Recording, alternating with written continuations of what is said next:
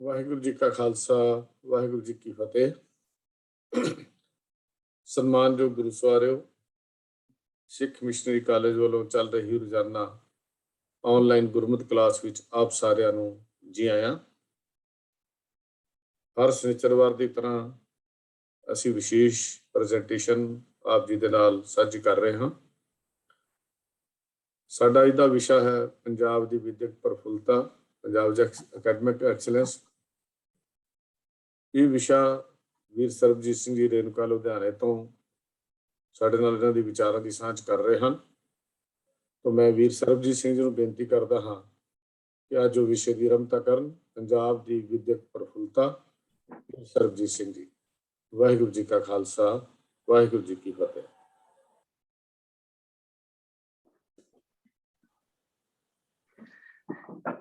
गुरु प्यारी साध संगत जी, फतेह प्रवान करना जी। वाहिगुरु जी का खालसा, वाहिगुरु जी की फतेह। आज का जो विषय असी चर्चा करनी है, विद्यक प्रफुल्लता, एकेडैमिक एक्सीलेंस। सब तो पहली गल आंदी है भी ये धर्म का अंग है कि नहीं है। भी असी धार्मिक क्लास लगाने आ, धार्मिक साडी संस्था है, विद्यक गल करन दी लोड़ है कि नहीं है। मैं महसूस करदा पुरातन समय विच जदों आपां करदे आ, पढ़दे आ, हर गुरुद्वारा साहब दे नाल स्कूल हुंदा सी, विद्याला हुंदा सी। रूहानियत, स्पिरिचुअल विद्या ते साइंटिफिक विद्या, ये दोनों इकट्ठे चलने चाहिए। पर समय नाल की होया कि असी समझन लग गए भी धर्म की विद्या देनी जरूरी है ते संसारिक ज्ञान की कोई गल ही नहीं, हो जाए तां भी ठीक है, नहीं होवे ना भी। पर मैं महसूस करदा भी हुण इस वेले साडी कौम नूं, साडी सारियां धार्मिक समाजिक संस्थावां नूं विद्या वल बहुत ज़्यादा जोर देने की लोड़ है। कि क्यों लोड़ है, ये ਆਪਾਂ ਅੱਜ ਵਿਚਾਰਦੇ ਹਾਂ, ਤੇ ਫਿਰ ਹਾਲਾਤ ਕੀ ਨੇ ਤੇ ਸਾਨੂੰ ਕਰਨ ਦੀ ਕੀ ਲੋੜ ਹੈ। ਮੈਂ ਇਹਨੂੰ ਇਸ ਤਰ੍ਹਾਂ ਲੈ ਰਿਹਾ ਵੀ ਚੱਲ ਨਹੀਂ ਰਹੀ ਅੱਗੇ ਜਿਹੜਾ, ਹਾਂਜੀ ਹੋਏਗਾ। ਸਟੇਟਸ ਕੀ ਹੈ ਤੇ ਓਪਰਚੁਨਿਟੀਜ਼ ਕੀ ਨੇ। ਅੱਜ ਦੇ ਹਾਲਾਤ ਅਗਰ ਅਸੀਂ ਪੰਜਾਬ ਦੇ ਦੇਖੀਏ ਤੇ ਇੱਕ ਸੰਸਥਾ ਹੈ ASR, ਜਿਹੜੇ ਐਕੈਡੈਮਿਕ ਸਟੈਂਡਰਡਸ ਨੂੰ ਰਿਕਾਰਡ ਕਰਦੀ ਹੈ, ਉੱਤੇ ਰਿਸਰਚ ਕਰਦੀ ਹੈ। ਪੰਜਾਬ ਬਾਰੇ ਉਹਨਾਂ ਦਾ ਸਰਵੇ, ਹਿੰਦੁਸਤਾਨ ਦਾ ਵੀ ਭਾਵੇਂ ਬਹੁਤਾ ਅੱਛਾ ਨਹੀਂ, ਬਟ ਪੰਜਾਬ ਦੀ ਵੀ ਜਿਹੜੀ ਬੜੀ ਸਮੱਸਿਆਵਾਂ ਨੇ ਕਿ 8ਵੀਂ ਦਾ ਬੱਚਾ 4ਥੀ ਦਾ ਮੈਥ ਹੀ ਨਹੀਂ ਕਰ ਸਕਦਾ। 9ਵੀਂ ਦਾ ਬੱਚਾ ਜਿਹੜਾ 5ਵੀਂ ਦੀ ਲੈਵਲ ਦੀ ਇੰਗਲਿਸ਼ ਤੋਂ ਵੀ ਵਾਕਿਫ ਨਹੀਂ ਹੈ। ਨਤੀਜਾ ਕੀ ਹੋ ਰਿਹਾ ਹੈ, मैं पंजाब एग्रीकल्चर यूनिवर्सिटी पढ़ांदा, जर्नलिज्म पढ़ांदा। पिछले लगभग 10-15 साल तो साडे कोल जिहड़े स्टूडेंट्स आंदे ने, ये वैसे तो सारी यूनिवर्सिटी दी अथॉरिटीज़ दी चिंता है भी साडे बच्चों नूं इंग्लिश नहीं आंदी। जिहड़े साडे कोल हुण जर्नलिज्म, मास कम्युनिकेशन वर्गे विषयां च आंदे ने, what to talk of English, साडे बच्चे पंजाबी भी बहुती वधिया नहीं लिख पाते। पंजाबी दियां वधिया की गलतियां नाल भरी हुई पंजाबी। एक तो चलो जिहड़ा असी कोई सिद्धांतक तौर पर अद्धक या बिंदी की गल करते हैं तो वखरी है ना, मतलब सियारी बियारी कित्थे जज्जा लगना है, कित्थे झज्जा लगना है, इहो जिहियां गलतियां साडे बच्चे इन्नी ज़्यादा करते हैं। और इंग्लिश की तो बात ही की कहीए, नवा जिहा ट्रेंड मैं देखा है, बच्चे अजकल कुछ भी लिखते हैं ना, I am going to market ते जी कैपिटल कर देंगे। चलो मार्केट का एम कैपिटल किया फिर समझा जा सकता है भी पर्टिकुलर कोई मार्केट है, कोई इस तरह की गल, पर जी भी गोइंग का जी भी कैपिटल करता। तो इनू ये मन्निया जाता है कि समवन जिहड़ा कोई इस तरह के कैपिटल कर रहा है, ही और शी इज शाउटिंग। चलो इंग्लिश पंजाबी की की गल करिए, मैं इस तो भी अगली गल करदा कि पिछले 8-10 सालों के विच जो सिख मिशनरी कॉलेज ने सानू जाग लगाई सी, मैनू याद है 84 तो बाद 86-87 ਦੇ ਵਿੱਚ ਅਨੰਦਪੁਰ ਸਾਹਿਬ ਦੇ ਹੋਲੇ ਮੱਲੇ ਤੇ ਲੁਧਿਆਣੇ ਤੋਂ ਅਸੀਂ ਇਕੱਠੇ ਜਾਂਦੇ ਹੁੰਦੇ ਸੀ ਤੇ ਉੱਥੇ ਸਟਾਲ 8-10-15 ਸਟਾਲ ਦੀਆਂ ਬ੍ਰਾਂਚਾਂ ਲੱਗਣੀਆਂ, ਸਾਰੇ ਹੋਲੇ ਮੁਹੱਲੇ ਦੇ ਵਿੱਚ, ਔਰ ਇੱਕ ਜਗ੍ਹਾ ਦੇ ਉੱਤੇ ਸਾਰਾ ਸਾਡੀ ਰਿਹਾਇਸ਼ ਹੁੰਦੀ ਸੀ ਘਰ ਦੇ ਵਿੱਚ। ਔਰ ਉਸ ਜ਼ਮਾਨੇ ਤੋਂ ਇੱਕ ਜਾਗ ਲੱਗੀ ਸੀ ਕਿ ਸਟਾਲਾਂ ਤੇ ਜਾਣਾ ਹੈ, ਕਿਤਾਬਾਂ ਦੇ ਵਾਸਤੇ ਅਸੀਂ ਲਿਟਰੇਚਰ ਦੀ ਪ੍ਰਫੁੱਲਤਾ ਕਰਨੀ।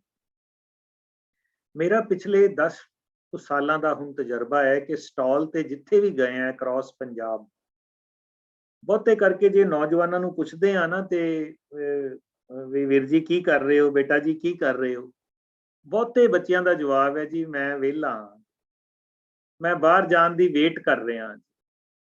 ਚਲੋ ਇਹ ਵੀ ਬਰਦਾਸ਼ਤ ਹੋ ਸਕਦਾ ਵੀ ਬਾਹਰ ਜਾਣ ਦੀ ਵੇਟ ਕਰ ਰਹੇ ਨੇ, ਅੱਜ ਕੱਲ ਵਿਹਲੇ ਨੇ, ਕੁਝ ਨਹੀਂ ਕਰ ਰਹੇ, ਜਾਂ ਫਿਰ ਸਿਰਫ ਕੰਟੀਨਿਊਟੀ ਵਾਸਤੇ ਐਜੂਕੇਸ਼ਨ ਕਰ ਰਹੇ ਨੇ ਵੀ ਬਾਹਰ ਜਾਣ ਦੀ ਮੇਰੀ ਕੰਟੀਨਿਊਟੀ ਬਣੀ ਰਵੇ। ਇਸ ਤੋਂ ਵੀ ਜਿਹੜੀ ਦੁਖਦਾਈ ਤੇ ਭਿਆਨਕ ਗੱਲ ਹੈ ਕਿ ਮੈਨੂੰ ਜੇ ਬਹੁਤਾ ਨਾ ਮੈਂ ਕਵਾਂ ਤੇ 8-10 ਨੌਜਵਾਨ ਅੰਮ੍ਰਿਤਸਰ, ਗੁਰਦਾਸਪੁਰ ਵੀ, ਰੋਪੜ ਵੀ, ਮਾਛੀਵਾੜਾ ਸਾਹਿਬ ਦਾ ਵੀ ਪਾਰਟਿਕੂਲਰ ਮੈਨੂੰ ਯਾਦ ਹੈ, ਤੇ ਇੱਧਰ ਸਰਹੰਦ ਪਟਿਆਲੇ ਦਾ ਵੀ 8-10 ਨੌਜਵਾਨ ਇਹੋ ਜਿਹੇ ਮਿਲੇ ਹੋਣਗੇ ਜਿਹੜੇ ਬੜਾ ਸੋਹਣਾ ਬਾਣਾ ਪਾਇਆ ਤੇ ਪੂਰੀ ਤਰ੍ਹਾਂ ਅਨਪੜ੍ਹ ਨੇ, ਗੁਰਮੁਖੀ ਅੱਖਰ ਜਾਣਦੇ ਹੀ ਨਹੀਂ। ਜਦ ਕਿ ਇਤਿਹਾਸ 'ਚ ਆਪਾਂ ਦੇਖਦੇ ਹਾਂ 1699 ਦੀ ਵਿਸਾਖੀ ਦੇ ਵਿੱਚ ਜ਼ਿਕਰ ਆਉਂਦਾ ਹੈ ਕਿ ਉਸ ਵੇਲੇ ਕੋਈ ਵੀ ਸਿੱਖ ਅਨਪੜ੍ਹ ਨਹੀਂ ਸੀ ਹੁੰਦਾ। ਹੁਣ ਅਨਪੜ੍ਹਤਾ ਵੀ ਸਾਡੇ ਅੰਦਰ ਘਰ ਕਰ ਰਹੀ ਹੈ, ਤੇਜ਼ੀ ਨਾਲ ਵੱਧ ਰਹੀ ਹੈ। ਸੋ ਇਹ ਇੱਕ ਬਹੁਤ ਜ਼ਿਆਦਾ ਚਿੰਤਾ ਦਾ ਵਿਸ਼ਾ ਬਣ ਗਿਆ।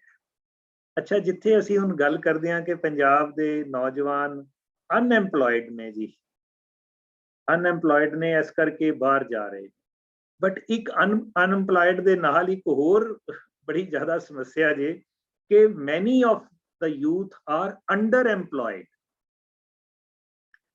ਅੰਡਰਐਮਪਲੋਇਡ ਦਾ ਮਤਲਬ ਹੈ ਵੀ ਉਹਨਾਂ ਦੀ ਕਾਬਲੀਅਤ ਤੇ 20,000 ਦੀ ਹੈ ਤੇ ਮਿਲਦਾ ਉਹਨਾਂ ਨੂੰ 10,000 ਰੁਪਇਆ, 8,000 ਮਿਲਦਾ ਪਿਆ। ਕਾਬਲੀਅਤ ਉਹਨਾਂ ਦੀ ਵੱਡੀ ਪੋਸਟ ਦੀ ਹੈ ਪਰ ਉਹ ਛੋਟੀ ਪੋਸਟ ਤੇ ਕੰਮ ਕਰ ਰਹੇ ਨੇ। ਸੋ ਮਚ ਸੋ ਇੰਨਾ ਜ਼ਿਆਦਾ ਨੌਜਵਾਨ ਜਿਹੜਾ ਇਸ ਵੇਲੇ PhD ਕਰ ਚੁੱਕਾ ਹੈ, ਨਹੀਂ ਤੇ ਅਸੀਂ ਮੰਨਦੇ ਹੁੰਦੇ ਸੀ ਵੀ PhD ਕਰਕੇ ਤੇ ਜੌਬ ਮਿਲ ਜਾਏਗੀ ਨਾ, ਹੁਣ PhD ਕਰਕੇ ਵੀ ਜੌਬ ਨਹੀਂ ਹੈ ਜਾਂ ਫਿਰ ਅੰਡਰਐਮਪਲੋਇਡ ਉਹਨਾਂ ਨੂੰ ਹੋਣਾ ਪੈਂਦਾ ਹੈ। ਸੋ ਮੈਂ ਸਟੇਟਸ ਤੇ ਜ਼ਿਆਦਾ ਸਮਾਂ ਨਹੀਂ ਲਾਉਂਦਾ, ਆਪ ਸਾਰੇ ਜ਼ਿਆਦਾ ਜਾਣਦੇ ਹੋ, ਬਟ ਇਹ ਸੱਚੀ ਮੁੱਚੀ ਸੰਖੇਪ ਵਿੱਚ ਗੱਲ ਕਰੀਏ ਕਿ ਇਹ ਬੜਾ ਇੱਕ ਭਿਆਨਕ ਹੈ। ਔਰ ਜੇ ਅਸੀਂ ਇਹਦੇ ਵੱਲ ਐਜ਼ ਏ ਕਮਿਊਨਿਟੀ ਧਿਆਨ ਨਾ ਕੀਤਾ ਤੇ ਸਾਨੂੰ ਬਹੁਤ ਜ਼ਿਆਦਾ ਨੁਕਸਾਨ ਇਸ ਫਰੰਟ ਤੇ ਝੇਲਣਾ ਪੈ ਸਕਦਾ ਹੈ, ਜਿਹਦੇ ਬਾਰੇ ਆਲਰੇਡੀ ਅਸੀਂ ਕਹਿਣਾ ਸ਼ੁਰੂ ਹੋ ਗਏ ਹਾਂ ਕਿ ਬਿਹਾਰ ਦੇ ਬਾਜ਼ਾਰਾਂ ਵਿੱਚ ਜਾਓ ਤੇ IAS IPS ਦੇ ਬੋਰਡ ਲੱਗੇ ਨੇ ਤੇ ਪੰਜਾਬ ਦੇ ਪਿੰਡਾਂ ਕਸਬਿਆਂ ਦੇ ਵਿੱਚ ਆਇਲਟਸ ਦੇ ਬੋਰਡ ਲੱਗੇ। ਆਇਲਟਸ ਕੀ ਹੈ ਜੀ ਕਿ ਕੈਨੇਡਾ ਜਾ ਕੇ ਲੇਬਰ ਕਰਨ ਦੀ ਡਿਗਰੀ ਹੈ। ਸੋ ਇਹ ਘਟਨਾ ਜਿਹੜੀ ਹੈ ਸਾਨੂੰ ਫੌਰੀ ਤੌਰ ਤੇ ਸਾਡੀ ਕੌਮੀ ਸੰਸਥਾਵਾਂ ਦਾ ਧਿਆਨ ਇਸ ਪਾਸੇ ਵੱਲ ਜਾਣਾ ਮੰਗਦਾ ਹੈ। ਹਾਂ, ਇੱਕ ਹੋਰ ਗੱਲ ਕਵਾਂ ਜੀ, 100 ਸਾਲ ਪਹਿਲਾਂ, ਆਪਾਂ ਹੁਣ ਖਾਲਸਾ ਕਾਲਜ ਨੂੰ 125 ਸਾਲ ਦੇ ਕਰੀਬ ਹੋ ਗਏ, ਜਾਂ ਕਹਿ ਲਈਏ ਇੰਨਾ ਕੁ ਸਮਾਂ ਵਿਦਿਆ ਦਾ 100 ਸਾਲ ਪਹਿਲਾਂ ਉਥਾਨ ਹੋਇਆ ਸੀ, ਬੜੇ ਨਵੇਂ ਸਕੂਲ ਕਾਲਜ ਖੁੱਲੇ ਸੀ। ਗੁਰੂ ਨਾਨਕ ਸਾਹਿਬ ਦੇ 500 ਸਾਲਾਂ ਤੇ ਬੜੇ ਖੁੱਲੇ ਸੀ, ਜਿਨ੍ਹਾਂ ਨੇ ਹੁਣ ਪਿੱਛੇ ਆਪਣਾ ਸਾਰਿਆਂ ਨੇ 50 ਸਾਲਾ ਮਨਾਇਆ।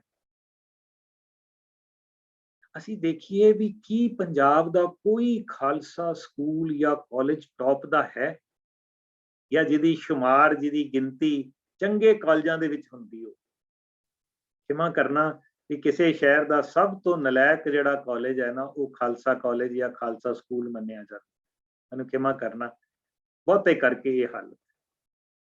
ਗੰਗਾ ਨਗਰ ਦੇ ਖਾਲਸਾ ਕਾਲਜ ਦੀ ਕਿਸੇ ਵੇਲੇ ਬੜੀ ਚਰਚਾ ਹੁੰਦੀ ਸੀ, ਸਾਰੇ ਰਾਜਸਥਾਨ ਦਾ ਬੈਸਟ ਕਾਲਜ ਉਹ ਖਾਲਸਾ ਕਾਲਜ ਹੁੰਦਾ ਸੀ। ਪਰ ਮੇਰੇ ਦੇਖਦੇ ਦੇਖਦੇ ਪਿਛਲੇ 20 ਸਾਲਾਂ ਤੋਂ ਮੈਂ ਉੱਥੇ ਜਾ ਰਿਹਾ, ਹੁਣ ਉਹ ਕਾਲਜ ਵੀ ਲੜਾਈ ਝਗੜਿਆਂ ਦੇ ਵਿੱਚ ਫਸਿਆ ਹੋਇਆ ਬੁਰੀ ਤਰ੍ਹਾਂ। ਸੋ ਸਾਡੀ ਵਿਦਿਅਕ ਸੰਸਥਾਵਾਂ ਵੀ, ਜੇ 100 ਸਾਲ ਪਹਿਲਾਂ ਸਾਡੇ ਗੁਰਸਿੱਖਾਂ ਨੇ ਇੱਧਰ ਉੱਦਮ ਕੀਤਾ ਸੀ, ਮਿਹਨਤ ਕੀਤੀ ਸੀ, ਬੜੇ ਕਮਾਲ ਦੇ ਭਵਨ ਬਣਾਏ ਸੀ, ਭਾਵਨਾ ਬੜੀ ਵਧੀਆ ਸੀ, ਭਾਵਨਾ ਨਾਲ ਭਵਨ ਬੜੇ ਵਧੀਆ ਬਣ ਗਏ। ਕੁਝ ਚਿਰ ਉਹ ਚੱਲੇ, ਉਹਨਾਂ ਨੇ ਡਿਲੀਵਰ ਕੀਤਾ। ਮੌਜੂਦਾ ਜਾਂ ਹੁਣ ਦੇ ਸਮੇਂ ਦੇ ਬਹੁਤੇ ਵਿਦਵਾਨ ਅਸੀਂ ਦੇਖੀਏ, ਖਾਲਸਾ ਕਾਲਜ ਅੰਮ੍ਰਿਤਸਰ ਦੀ ਕਿਤੇ ਨਾ ਕਿਤੇ ਉਹਨਾਂ ਨੂੰ ਜਾਗ ਲੱਗੀ ਹੋਈ। ਪਰ ਹੁਣ ਜਿਹੜਾ ਲੋਟ ਅੱਗੋਂ ਲਗਾਤਾਰ ਆ ਰਿਹਾ ਹੈ ਹਰ ਸਾਲ, ਉਹ ਬਹੁਤ ਜ਼ਿਆਦਾ ਚਿੰਤਾ ਵਾਲਾ ਹੈ। ਚਲੋ, ਮੈਂ ਮਨ ਬਣਾਇਆ ਸੀ ਵੀ ਚਿੰਤਾ ਤੇ ਗੱਲ ਕਰਨ ਤੋਂ ਬਾਅਦ ਬਹੁਤਾ ਸਮਾਂ ਲਾਣਾ ਵੀ ਅਸੀਂ ਹੁਣ ਕਰੀਏ ਕੀ। ਕੱਲਾ ਕੋਸੀ ਚਲੀਏ ਤੇ ਨਹੀਂ ਗੱਲ ਬਣੇਗੀ। ਰਾਦਰ ਓਪਰਚੁਨਿਟੀਜ਼ ਕੀ ਹਨ ਤੇ ਕਿਹੜੇ ਤਜਰਬੇ ਹੋ ਰਹੇ ਨੇ ਜਿਹੜੇ ਪੰਜਾਬ ਦੇ ਵਿੱਚ ਬੜੇ ਸਫਲ ਹੋਏ ਨੇ। ਸੋ ਆਓ ਅਸੀਂ ਉਹਦੇ ਵੱਲ ਥੋੜਾ ਜਿਹਾ ਧਿਆਨ ਕਰੀਏ। ਸੋ ਸਭ ਤੋਂ ਪਹਿਲੀ ਗੱਲ ਹੈ ਕਿ ਸ਼ੁਰੂਆਤ ਕਿੱਥੋਂ ਕਰੀਏ। ਬੇਸਿਕ ਚੀਜ਼ ਸਭ ਤੋਂ ਪਹਿਲਾਂ ਕਿਹੜੀ ਫੜਨ ਦੀ ਲੋੜ ਹੈ, ਉਹ ਮੈਂ ਇਸ ਪਾਸੇ ਵੱਲ ਧਿਆਨ ਕੀਤਾ ਹੈ ਕਿ ਪਹਿਲੀ ਗੱਲ ਸਿੱਖਣ ਦੀ ਜਾਗ ਲਾਣੀ ਪਏਗੀ। ਐਜੂਕੇਸ਼ਨ ਦਾ, ਗਿਆਨ ਦਾ, ਨੌਲੇਜ ਦਾ, ਵਿਦਿਆ ਦਾ ਇੱਕ ਇਸ਼ਕ ਪੈਦਾ ਕਰਨਾ ਪਏਗਾ, ਇੱਕ ਦੌੜ ਤੇ ਹੋੜ ਲਗਾਣੀ ਪਏਗੀ। ਤੇ ਇਹਨੂੰ ਮੈਂ ਕਹਿਣਾ ਸ਼ੁਰੂ ਕੀਤਾ ਹੈ ਕਿ ਅਸੀਂ ਹੁਣ ਬਿਲਡਿੰਗਾਂ ਬਣਾਉਣ ਵਾਲੇ ਨਾ, ਹੁਣ ਪਤਾ ਕਿਹੜੀ ਬਿਲਡਿੰਗ ਬਣਾਈਏ ਜੀ? Aspiration building. ਐਸਪੀਰੇਸ਼ਨ ਹੈ ਇੱਛਾ ਪੈਦਾ ਕਰਨੀ, ਚਾਹ ਪੈਦਾ ਕਰਨੀ। ਬੱਚਾ ਸਿੱਖ ਜਿਹੜਾ ਹੈ ਨਾ, ਉਹ ਵੱਡਾ ਕਰਨ ਦੀ ਇੱਛਾ ਰੱਖੇ। ਮੈਂ ਇਸ ਵੇਲੇ ਪੰਜਾਬ ਐਗਰੀਕਲਚਰ ਯੂਨੀਵਰਸਿਟੀ ਦੇ ਪਲੇਸਮੈਂਟ ਤੇ ਕਾਉਂਸਲਿੰਗ ਨੂੰ ਵੀ ਦੇਖ ਰਿਹਾ, ਉਸ ਮੇਰੀ ਸੇਵਾ ਲੱਗੀ ਹੋਈ ਹੈ। ਪਿਛਲੇ 3-4 ਸਾਲ ਦਾ ਮੇਰਾ ਯੂਥ ਦੇ ਨਾਲ, ਖਾਸ ਕਰਕੇ ਪੇਂਡੂ ਬੱਚਿਆਂ ਦੇ ਨਾਲ ਜਿਹੜਾ ਮੇਰਾ ਸੰਪਰਕ ਹੈ ਕਿ ਖੇਤੀਬਾੜੀ ਕਰਕੇ ਵੀ, ਐਗਰੀਕਲਚਰ ਦੀ BSc MSc ਕਰਕੇ ਵੀ ਸਾਡੇ ਬੱਚਿਆਂ ਦੇ ਵਿੱਚ ਵੱਡੀ ਐਸਪੀਰੇਸ਼ਨਸ ਨਹੀਂ ਨੇ। ਤੇ ਮੈਂ ਹੁਣ ਜਿੱਥੇ ਸਕੂਲਾਂ ਕਾਲਜਾਂ ਜਾਣਾ, ਮੈਂ ਸਾਰੇ ਬੱਚਿਆਂ ਨੂੰ ਕਹਿਣਾ, ਬੇਟਾ ਮੁੱਠੀ ਬੰਦ ਕਰੋ ਤੇ ਜ਼ੋਰ ਦੀ ਬੋਲੋ, ਬਾਰ-ਬਾਰ ਬੋਲੋ, ਮੈਂ ਕੁਝ ਕਰਨਾ ਹੈ, ਮੈਂ ਕੁਝ ਬਣਨਾ ਹੈ। ਕੀ ਕਰਨਾ ਹੈ, ਕੀ ਬਣਨਾ ਹੈ, ਵੱਖਰੀ ਗੱਲ ਹੈ, ਲੇਕਿਨ ਮੈਂ ਕੁਝ ਵੱਡਾ ਕਰਨਾ ਹੈ, ਮੈਂ ਕੁਝ ਵੱਖਰਾ ਕਰਨਾ ਹੈ। ਸੋ ਮਚ ਸੋ ਇੱਕ ਗੱਲ ਮੈਂ ਹੋਰ ਨਾਲ ਹੀ ਐਡ ਕਰ ਦਿਆਂ। ਮੈਂ ਤੇ ਹੁਣ ਬੱਚਿਆਂ ਨੂੰ ਕਹਿਣਾ ਵੀ ਆਪਣਾ ਨਿਸ਼ਾਨਾ ਇੱਕ ਨਾ ਰੱਖੋ, ਯੂ ਮਸਟ ਹੈਵ 2 ਗੋਲਸ। ਇੱਕ ਹੈ ਪ੍ਰਾਇਮਰੀ ਗੋਲ ਤੇ ਇੱਕ ਹੈ ਸੈਕੰਡਰੀ ਗੋਲ। ਪ੍ਰਾਇਮਰੀ ਮੈਨੇ ਬਹੁਤ ਇੰਪੋਰਟੈਂਟ, ਸੈਕੰਡਰੀ ਮੈਨੇ ਨੈਕਸਟ ਇੰਪੋਰਟੈਂਟ। ਤੇ ਪ੍ਰਾਇਮਰੀ ਗੋਲ ਜਿਹੜਾ ਹੈ ਨਾ ਸਾਡਾ, ਡਾਕਟਰ, ਇੰਜੀਨੀਅਰ, ਅਫਸਰ ਬਣਨਾ ਨਹੀਂ ਹੈ, ਇਹ ਸੈਕੰਡਰੀ ਗੋਲ ਹੈ। ਤੁਸੀਂ ਪੁੱਛੋਗੇ ਜੀ ਫਿਰ ਪ੍ਰਾਇਮਰੀ ਕਿਹੜਾ ਗੋਲ ਹੋਣਾ ਚਾਹੀਦਾ? ਜਿਹੜਾ ਜਪਜੀ ਸਾਹਿਬ ਦੇ ਵਿੱਚ ਗੁਰੂ ਸਾਹਿਬ ਨੇ ਸਭ ਤੋਂ ਪਹਿਲਾਂ ਜਿਹਦੇ ਤੇ ਸਟ੍ਰੈਸ ਕੀਤਾ, ਜਿਹਨੂੰ ਬਾਰ-ਬਾਰ ਰਿਪੀਟ ਕੀਤਾ ਹੈ, ਔਰ ਜਿਹਦੀ ਇਸ ਵੇਲੇ ਸੰਸਾਰ ਦੇ ਵਿੱਚ ਬੜੀ ਚਰਚਾ ਹੋ ਰਹੀ ਹੈ, ਬੜੀ ਜ਼ਿਆਦਾ ਖੋਜ ਇਸ ਗੱਲ ਤੇ ਹੋ ਰਹੀ ਹੈ, ਉਹ ਹੈ ਵਿਗਾਸ। ਨਾਨਕ ਭਗਤਾਂ ਸਦਾ ਵਿਗਾਸ। ਸੋ ਅਸੀਂ ਆਪਣੇ ਬੱਚਿਆਂ ਨੂੰ ਤਿਆਰ ਕਰੀਏ ਵੀ ਪ੍ਰਾਇਮਰੀ ਗੋਲ ਹੈ ਸਦਾ ਵਿਗਾਸ, ਸਦਾ ਮਨ ਚਾਓ, ਹਰ ਵੇਲੇ ਖੇਡੇ ਰਹਿਣਾ, ਹਰ ਵੇਲੇ ਆਨੰਦ ਵਿੱਚ ਰਹਿਣਾ, ਇਹ ਸਾਡਾ ਮੁੱਖ ਗੋਲ ਹੈ। ਇਹਦੇ ਨਾਲ ਸੈਕੰਡਰੀ ਗੋਲ ਜਿਹੜਾ ਹੈ ਨਾ, ਉਹ ਕੋਈ ਵੱਡਾ ਕੰਮ, ਵੱਡੀ ਚੀਜ਼ ਇਹ ਕਰਨੀ। ਸੋ ਮਚ ਸੋ ਮੈਂ ਇਹਦੇ ਤੇ ਹੋਰ ਗੱਲ ਕਰਾਂ ਜੀ, ਵੈਸੇ ਭਾਵੇਂ ਅਗਲੀ ਸਲਾਈਡਾਂ ਚ ਆਣਾ, ਪਰ ਹੁਣੇ ਹੀ ਚੇਤਾ ਆ ਗਿਆ, ਹੁਣੇ ਹੀ ਇਸੇ ਤਰ੍ਹਾਂ ਵਿੱਚ ਗੱਲ ਕਰ ਲਈਏ। ਮੈਂ ਪਹਿਲਾਂ ਬੱਚਿਆਂ ਨੂੰ ਕਹਿੰਦਾ ਸੀ, ਸਾਰੇ ਬੱਚਿਆਂ ਨੂੰ ਅੱਜ ਤੋਂ ਲਗਭਗ 8-10 ਸਾਲ ਪਹਿਲਾਂ, ਵੀ IAS ਬਣੋ ਭਾਈ, IPS ਬਣੋ। 1-2 ਬੱਚੇ ਸਾਡੇ ਸੰਪਰਕ ਦੇ ਉਹ ਬਣ ਵੀ ਗਏ ਜੀ। ਉਹਨਾਂ ਨੂੰ ਅਸੀਂ ਦੇਖਦੇ ਹਾਂ, ਉਹਨੂੰ IG ਦੇ ਲੈਵਲ ਤੇ ਨੇ, IG ਪੁਲਿਸ ਨੇ, ਇੱਕ CBI ਦੇ ਵਿੱਚ ਨੇ, ਸਾਡੇ ਹੀ ਇੱਥੇ ਮਹੱਲੇ ਵਿੱਚ ਰਹਿੰਦੇ ਸਨ ਵੀਰ, ਪ੍ਰੋਫੈਸਰ ਸਨ ਮੈਥਮੈਟਿਕਸ ਦੇ। ਪ੍ਰੇਰਨਾ ਦੇ ਨਾਲ 2006 ਬੈਚ ਵਿੱਚ ਉਹਨਾਂ ਨੇ ਕਲੀਅਰ ਕਰ ਲਿਆ। ਇੱਕ 99 ਬੈਚ ਦੇ ਜਿਹੜੇ ਹੁਣ IG ਨੇ, ਗੁਰਸਿੱਖ ਨੇ ਦੋਨੋਂ, ਬਹੁਤ ਵਧੀਆ, ਬੜਾ ਮਾਣ ਹੁੰਦਾ, ਬੜੀ ਖੁਸ਼ੀ ਹੁੰਦੀ ਹੈ। ਪਰ ਜਿਹੜੀ ਉਹਨਾਂ ਤੋਂ ਵੀ ਫੀਡਬੈਕ ਮਿਲਦੀ ਹੈ, ਜਾਂ ਅਸੀਂ ਉਹਨਾਂ ਕੋਲ ਜਾਂਦੇ ਹਾਂ, ਉਹਨਾਂ ਦੀ ਲਾਈਫ ਦੇਖਦੇ ਹਾਂ, ਤੇ ਫਿਰ ਇੱਕ ਗੱਲ ਆਉਂਦੀ ਹੈ ਵੀ ਨਹੀਂ ਯਾਰ, ਇਹ IAS IPS ਵੀ ਪੋਲੀਟੀਸ਼ੀਅਨਾਂ ਨੂੰ ਸਲੂਟ ਮਾਰਦੇ ਨੇ, ਇਹ ਵੀ ਉਹਨਾਂ ਦੇ ਕਹੇ ਤੇ ਕੰਮ ਇਹਨਾਂ ਨੂੰ ਕਰਨੇ ਪੈਂਦੇ ਨੇ, ਗਲਤ ਕੰਮ ਵੀ ਕਰਦੇ ਨੇ, ਵੀ ਨਹੀਂ ਯਾਰ, ਇਹਦੇ ਨਾਲੋਂ ਜੁਡੀਸ਼ੀਅਲ ਸਰਵਿਸਿਜ਼ ਆਰ ਬੈਟਰ। ਫਿਰ ਮੈਂ ਕਹਿਣਾ ਸ਼ੁਰੂ ਕੀਤਾ ਵੀ ਸਿੱਖ ਬੱਚਿਆਂ ਨੂੰ ਜੁਡੀਸ਼ਰੀ 'ਚ ਲੈ ਕੇ ਆਈਏ, ਗੁਰਸਿੱਖ ਜੱਜ ਹੋਣ ਸਾਡੇ। ਵੈਸੇ ਵੀ ਨਿਆਂ ਦਾ ਸਾਡੀ ਨੈਚੁਰਲ ਡਿਊਟੀ ਹੈ, ਧਾਰਮਿਕ ਡਿਊਟੀ ਹੈ ਨਿਆਂ ਕਰਨ ਦੀ, ਤੇ ਜੇ ਕਿਰਤ ਵੀ ਨਿਆਂ ਕਰਨ ਦੀ ਲੱਗ ਜੇ ਤੇ ਫਿਰ ਕਿਆ ਬਾਤ। ਹੌਲੀ ਸਾਡਾ ਸੰਪਰਕ ਡਾਕਟਰ ਜਸਵੰਤ ਸਿੰਘ ਨੇਕੀ ਨਾਲ ਹੋਇਆ। ਉਹਨਾਂ ਕੋਲ ਜਾ ਕੇ ਸਾਨੂੰ ਬੜੀ ਪ੍ਰੇਰਨਾ ਮਿਲੀ। ਉਹ ਕਹਿੰਦੇ ਨਹੀਂ, ਇਸ ਤੋਂ ਵੀ ਵੱਡਾ ਸੋਚੋ। ਅਸੀਂ ਕਿਹਾ ਜੀ ਇਸ ਤੋਂ ਵੱਡਾ ਕੀ ਹੋ ਸਕਦਾ? ਕਹਿੰਦੇ UN ਦੇ ਵਿੱਚ ਕੰਮ ਕਰੋ, ਯੂਨਾਈਟਿਡ ਨੇਸ਼ਨਸ ਦੇ ਵਿੱਚ, UNESCO, UNO, WHO, world bank, ਆਪਣੇ ਬੱਚਿਆਂ 'ਚ ਇਹ ਕਰਨ ਦੀ ਇੱਛਾ ਪੈਦਾ ਕਰੋ।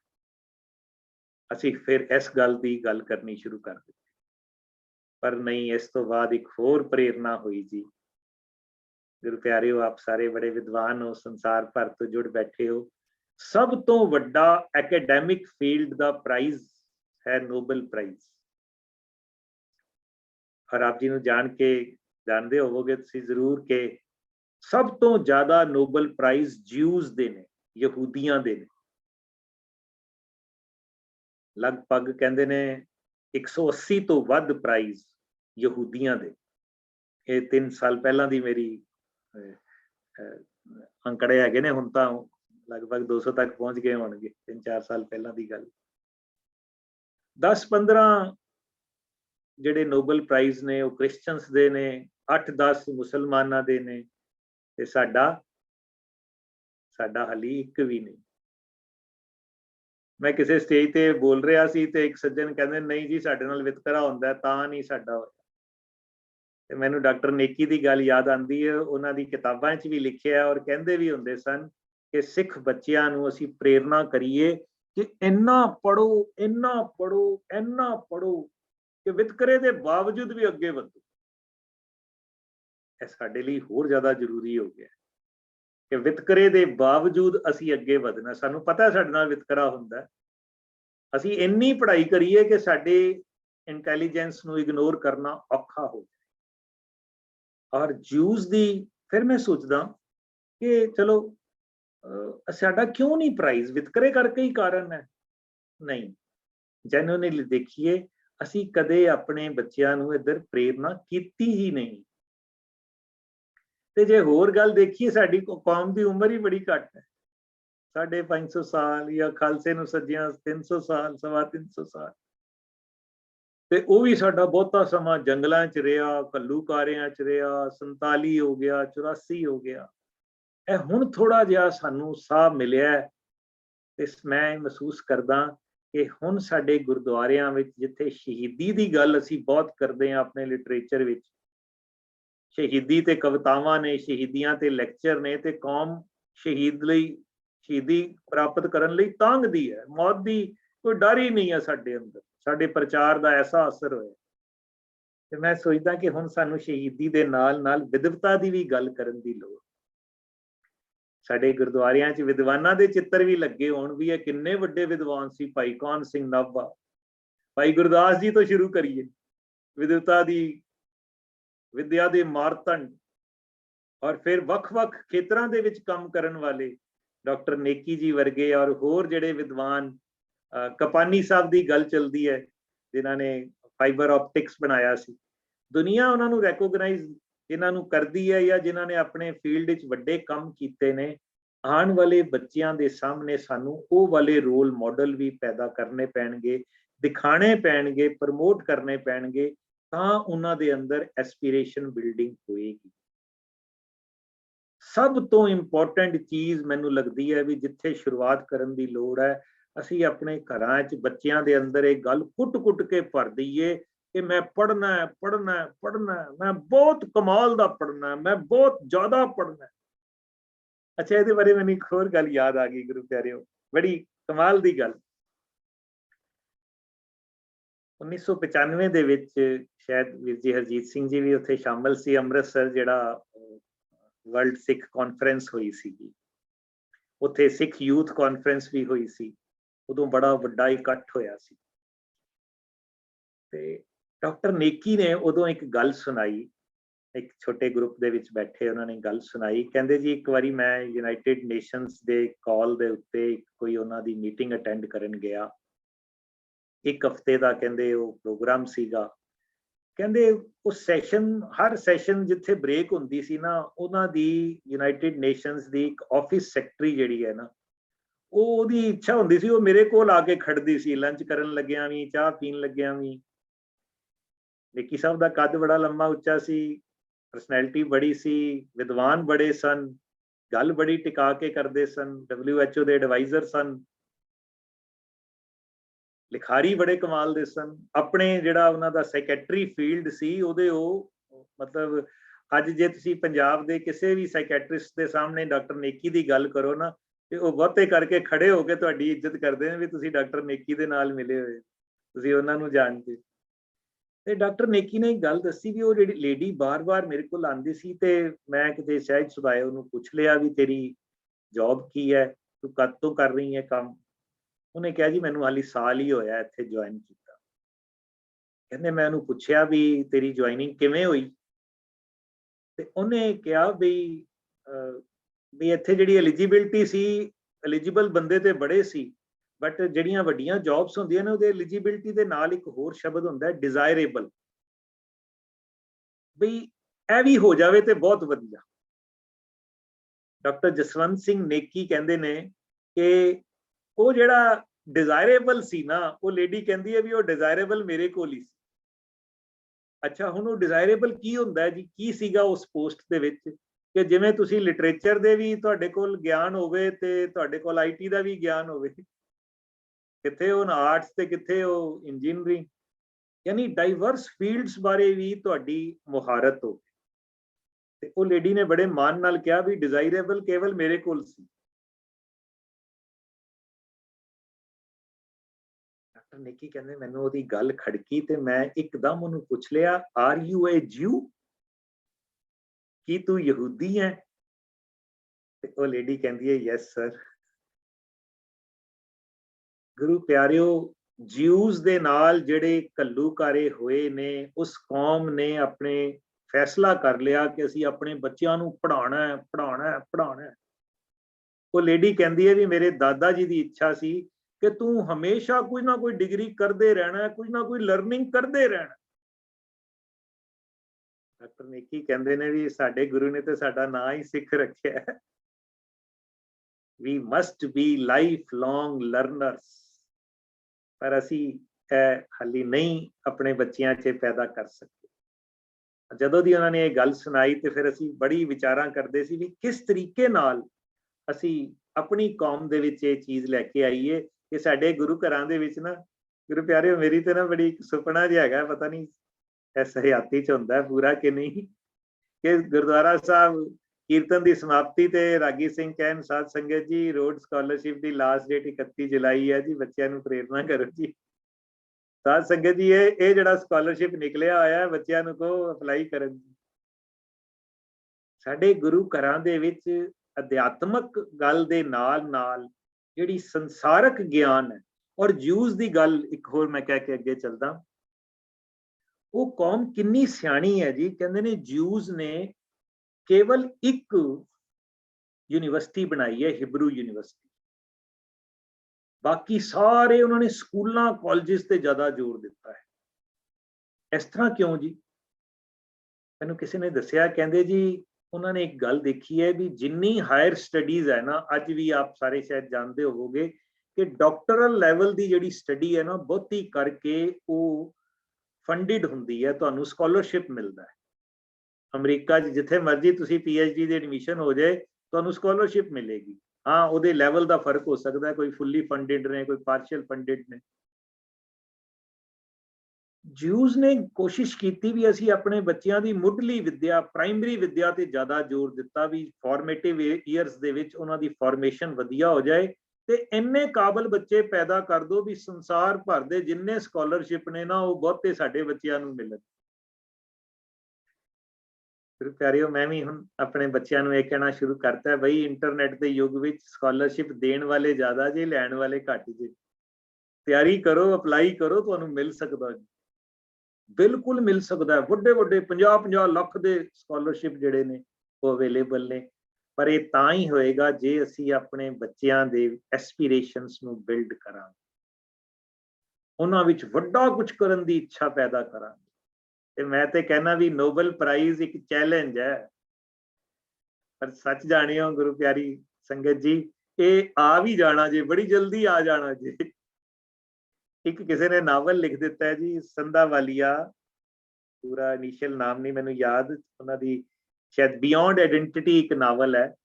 ਉਹਦਾ ਪਹਿਲਾ ਪੈਰਾ ਹੀ ਹੈ, year 2030 and the Nobel peace prize goes to Sardar Gurdial Singh. ਕੋਈ ਵੀ ਚੀਜ਼ ਆਣੀ ਹੋਵੇ ਨਾ, ਪਹਿਲਾਂ ਉਹ ਫਿਕਸ਼ਨ ਚ ਆਂਦੀ ਹੈ, ਲਿਟਰੇਚਰ ਚ ਆਂਦੀ ਹੈ। ਤੇ ਮੈਨੂੰ ਲੱਗਦਾ ਹੈ ਵੀ ਸਾਡੀ ਕੌਮ ਦਾ ਹੁਣ ਧਿਆਨ ਇੱਧਰ ਸ਼ੁਰੂ ਹੋ ਗਿਆ ਹੈ ਔਰ ਸਾਨੂੰ ਖਾਸ ਕਰਕੇ ਸਿੱਖ ਮਿਸ਼ਨਰੀ ਕਾਲਜ ਨੂੰ ਹੁਣ ਇਸ ਵਾਲੇ ਪਾਸੇ ਬਹੁਤ ਜ਼ਿਆਦਾ ਫੋਕਸ ਕਰਨ ਦੀ ਲੋੜ ਹੈ ਕਿ ਅਸੀਂ ਆਪਣੇ ਸਾਰੇ ਸਰਕਲਾਂ ਦੇ ਸਾਰੇ ਮੈਂਬਰਾਂ ਦੇ ਬੱਚਿਆਂ ਨੂੰ ਪ੍ਰੇਰਨਾ ਕਰੀਏ ਕਿ ਭਾਈ ਪੜੋ ਪੜੋ, ਵੱਡਾ ਕਰੋ, ਕੁਝ ਵੱਡਾ ਕਰਨ ਦੀ ਇੱਛਾ ਰੱਖੋ। ਵੱਡਾ ਸੋਚੋਗੇ ਵੱਡੇ ਬਣ ਜਾਓਗੇ, ਛੋਟਾ ਸੋਚਾਂਗੇ ਤੇ ਛੋਟੇ ਰਹਿ ਜਾਵਾਂਗੇ। ਔਰ ਇਹਦੇ ਲਈ ਮੈਂ ਇੱਕ ਗੱਲ ਕਹਿਣੀ ਸ਼ੁਰੂ ਕੀਤੀ ਹੈ ਕਿ ਅਸੀਂ ਆਪਣੇ ਬੱਚਿਆਂ 'ਚ ਲੀਡਰਸ਼ਿਪ ਦੀ ਭਾਵਨਾ ਪੈਦਾ ਕਰੀਏ। ਉਹਨਾਂ ਦੀ ਇੱਛਾ ਹੋਵੇ ਵੀ ਲੀਡ ਕਰਨ ਦੀ, ਕੋਈ ਕਿਸੇ ਮੁਹਿੰਮ ਨੂੰ, ਕਿਸੇ ਗੱਲ ਨੂੰ ਲੀਡ ਕਰਨਾ। ਤੇ ਲੀਡਰ ਲਈ ਬੜਾ ਜ਼ਰੂਰੀ ਹੈ ਕਿ ਉਹ ਰੀਡਰ ਹੋਵੇ। Readers are leaders. So aspiration building ਦਾ ਇੱਕ ਢੰਗ ਸਾਨੂੰ ਮਿਲ ਗਿਆ, ਇੱਕ ਕਿਊ ਮਿਲ ਗਿਆ, ਇੱਕ ਇਸ਼ਾਰਾ ਮਿਲ ਗਿਆ ਕਿ ਅਸੀਂ ਆਪਣੇ ਬੱਚਿਆਂ 'ਚ ਰੀਡਿੰਗ ਦੀ ਆਦਤ ਪਾਈਏ। ਕਿਹੜੀ ਰੀਡਿੰਗ ਜੀ?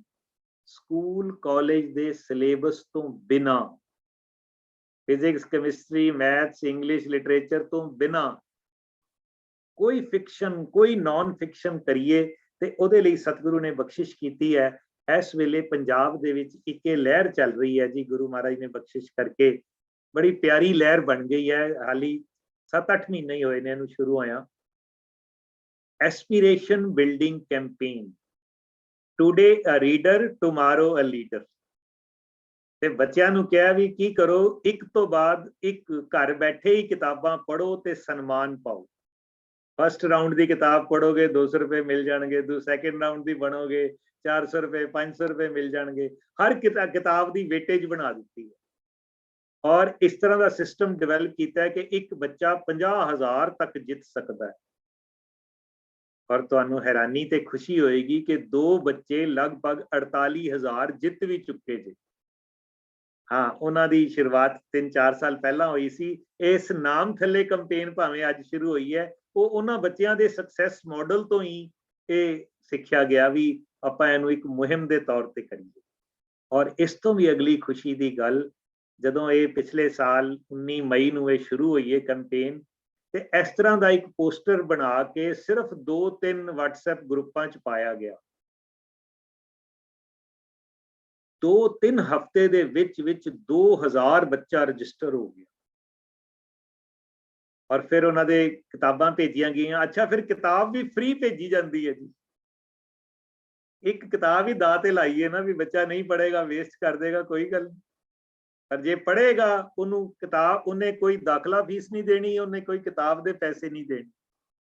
ਟਰਾਇਲ ਰਾਉਂਡ ਦੀ ਕਿਤਾਬ ਹੈ ਹੀ 24 ਪੇਜ ਦੀ, ਬੱਚੇ ਨੂੰ ਟਰਾਇਲ ਸਾਰਾ ਸਿਸਟਮ ਸਮਝਾਉਣ ਵਾਸਤੇ ਦਿੱਤਾ ਗਿਆ। ਔਰ ਅੱਜ ਦੀ ਡੇਟ ਦੇ ਵਿੱਚ ਲਗਭਗ 450 ਬੱਚਾ ਜਿਹੜਾ ਹੈ ਉਹ ਟਰਾਇਲ ਰਾਉਂਡ ਕਲੀਅਰ ਕਰ ਚੁੱਕਾ ਹੈ।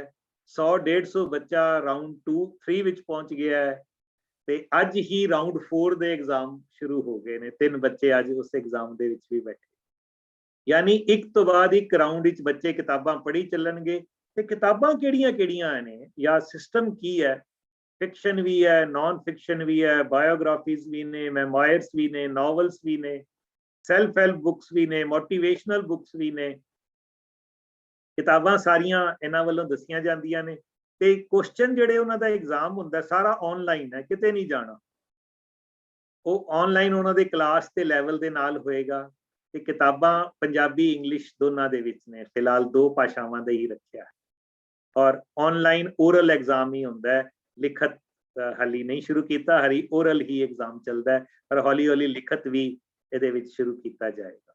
ਔਰ ਕਿਹੜੇ ਲੇਖਕ ਨੇ? ਭਾਈ ਵੀਰ ਸਿੰਘ ਜੀ, ਸਾਹਿਬ ਸਿੰਘ ਜੀ, ਨੇਕੀ ਸਾਹਿਬ, ਜਸਵੰਤ ਸਿੰਘ ਨੇਕੀ, ਯਾਨੀ ਨਰੈਣ ਸਿੰਘ ਜੀ, ਸੰਤ ਸਿੰਘ ਮਸਕੀਨ, ਤੇ ਉਹ ਬੜੀ ਲੰਮੀ ਲਿਸਟ ਹੈ, ਮੈਂ ਥੋੜੇ ਹੀ ਨਾਮ ਲਿਖੇ ਨੇ।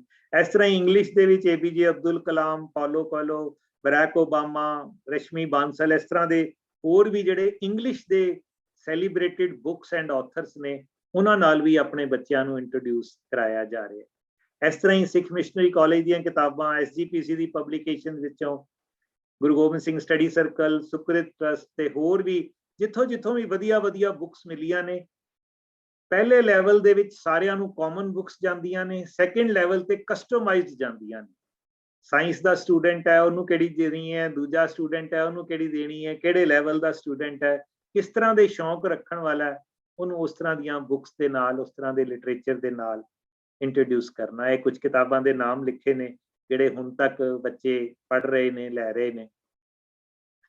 ਔਰ ਫਿਰ ਇਹਦੇ ਨਾਲ ਸੈਕੰਡ ਸਟੈਪ ਜਿਹੜਾ ਹੈ ਨਾ, ਉਹ ਬਹੁਤ ਇੰਪੋਰਟੈਂਟ ਹੈ ਕਿ ਬੱਚੇ ਜਿਹੜੇ ਹਨ ਬੁੱਕਸ ਪੜ੍ਹ ਕੇ ਰੀਡਰ ਵੱਲ ਜਾਣ, ਰੀਡਿੰਗ ਵੱਲ ਜਾ ਕੇ ਤੇ ਫਿਰ ਉਹ ਲੀਡਰ ਉਹਨਾਂ 'ਚ ਬਣਾਉਣਾ ਹੈ। ਹੁਣ ਇੱਕ ਲੀਡਰ ਬਣਾਉਣ ਵਾਸਤੇ ਸਾਨੂੰ ਕੁਝ ਸਟੈਪਸ ਦੀ ਲੋੜ ਹੈ।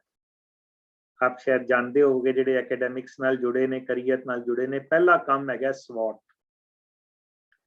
Strength, ਵੀਕਨੈਸਿਸ, opportunities, threats. ਇਹਨੂੰ ਅਸੀਂ ਇਸ ਤਰੀਕੇ ਦੇ ਨਾਲ ਲੈਂਦੇ ਹਾਂ ਕਿ ਹਰੇਕ ਬੱਚੇ ਨੂੰ ਕਹਿਣਾ ਕਿ ਬੇਟਾ ਤੂੰ ਆਪਣੀਆਂ ਗੁਣ ਲਿਸਟ ਬਣਾ, ਵੀ ਤੇਰੇ ਅੰਦਰ ਕਿਹੜੇ ਕਿਹੜੇ ਗੁਣ ਨੇ, ਕਿਹੜੀ ਗੱਲਾਂ 'ਚ ਤੂੰ ਬੜਾ ਸਟਰੋਂਗ ਹੈ, ਕਿਹੜੀਆਂ ਗੱਲਾਂ 'ਚ ਤੂੰ ਵੀਕ ਹੈ। ਕਿਉਂਕਿ ਜੇ ਵੀਕਨੈਸ ਪਤਾ ਲੱਗੇਗੀ ਤਾਂ ਹੀ ਇੰਪਰੂਵਮੈਂਟ ਹੋ ਸਕੇਗੀ। ਰਾਦਰ ਮੈਂ ਤੇ ਨੈਟ ਤੇ SWOT ਹੈ, ਮੈਂ ਉਹਨਾਂ ਨੂੰ SIOT ਬਣਾ ਦਿੱਤਾ ਹੈ। ਅਸੀਂ ਕਿਹਾ ਵੀ ਜਿਹੜਾ ਹੈ ਨਾ, ਹਰ ਗੱਲ ਵਿੱਚ ਚੜ੍ਹਦੀ ਕਲਾ ਹੋਵੇ, ਵੀਕਨੈਸ ਸ਼ਬਦ ਹੀ ਨਹੀਂ ਵਰਤਣਾ, ਉਹਨੂੰ ਕਹਿਣਾ ਇੰਪਰੂਵਮੈਂਟ।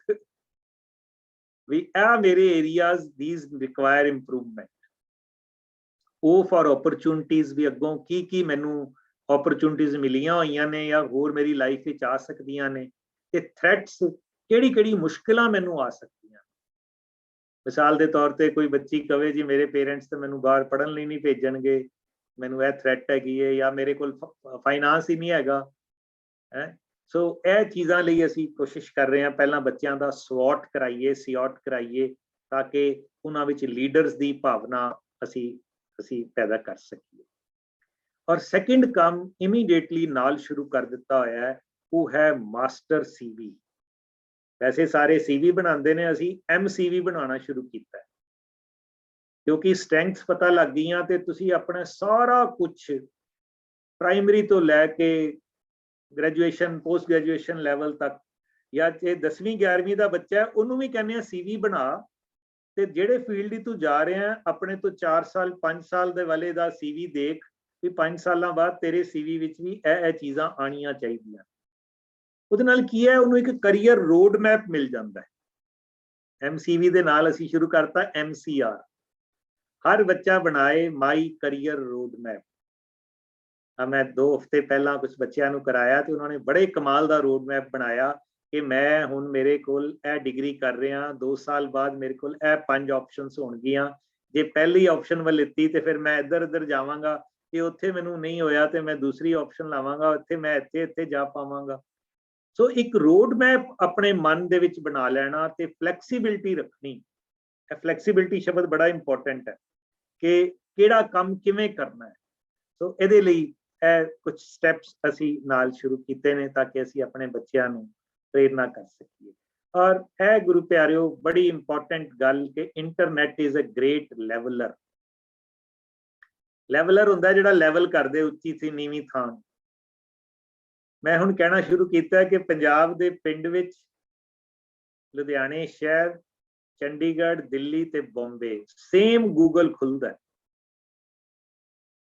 ਯਾਨੀ ਜੇ ਪਿੰਡ ਵਿੱਚ ਬੈਠਾ ਬੱਚਾ ਗੂਗਲ ਦੀ ਵਧੀਆ ਵਰਤੋਂ ਕਰੇਗਾ ਤੇ ਉਹ ਚੰਡੀਗੜ੍ਹ ਤੇ ਬੰਬੇ ਬੈਠੇ, ਦਿੱਲੀ ਬੈਠੇ ਬੱਚੇ ਦੇ ਬਰਾਬਰ ਹੈ। ਵੀ ਹੁਣ ਤੁਸੀਂ ਇਹ ਨਹੀਂ ਕਹਿ ਸਕਦੇ ਮੈਨੂੰ ਚੰਗਾ ਟੀਚਰ ਨਹੀਂ ਮਿਲਿਆ। YouTube ਤੇ ਹਰ ਸਬਜੈਕਟ ਦੀਆਂ ਵੀਡੀਓਜ਼।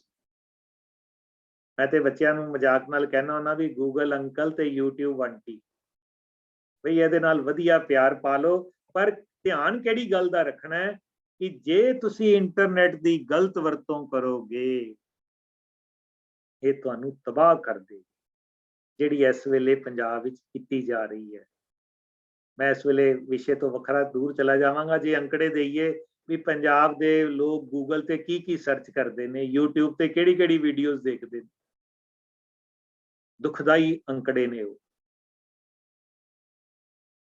ਤੇ ਕਈ ਕਹਿੰਦੇ ਨੇ ਵੀ ਨਹੀਂ ਬੱਚੇ ਵਿਗੜ ਜਾਣਗੇ, ਇਸ ਕਰਕੇ ਦਿਓ ਹੀ ਨਾ ਇੰਟਰਨੈਟ। ਤੇ ਮੈਂ ਕਹਿੰਦਾ ਵੀ ਨਹੀਂ ਵਰਤੋਗੇ ਤੇ ਪਿੱਛੇ ਰਹਿ ਜਾਓਗੇ। ਪਰ ਜੇ ਅਸੀਂ ਆਪਣੇ ਬੱਚਿਆਂ ਨੂੰ ਸੁਚੱਜੀ ਵਰਤੋਂ ਸਿਖਾ ਦੇਵਾਂਗੇ ਤੇ ਇਹ ਬਹੁਤ ਅੱਗੇ ਚਲੇ ਜਾਣਗੇ। ਔਰ ਖੁਸ਼ੀ ਦੀ ਗੱਲ, ਰੇ ਆਫ ਹੋਪ ਇਹ ਹੈ ਕਿ ਇਹ ਪਿਛਲੇ 2 ਸਾਲ ਵਿੱਚ ਲੋਕਡਾਊਨ ਦੇ ਦੌਰਾਨ ਸਾਡੇ ਬਹੁਤ ਸਾਰੇ ਬੱਚੇ ਸਾਡੀ ਐਕਸਪੈਕਟੇਸ਼ਨ ਤੋਂ ਜਲਦੀ ਪੰਜਾਬ ਨੇ ਇੰਟਰਨੈਟ ਤੋਂ ਐਜੂਕੇਸ਼ਨ ਲੈਣੀ ਸ਼ੁਰੂ ਕਰ ਦਿੱਤੀ।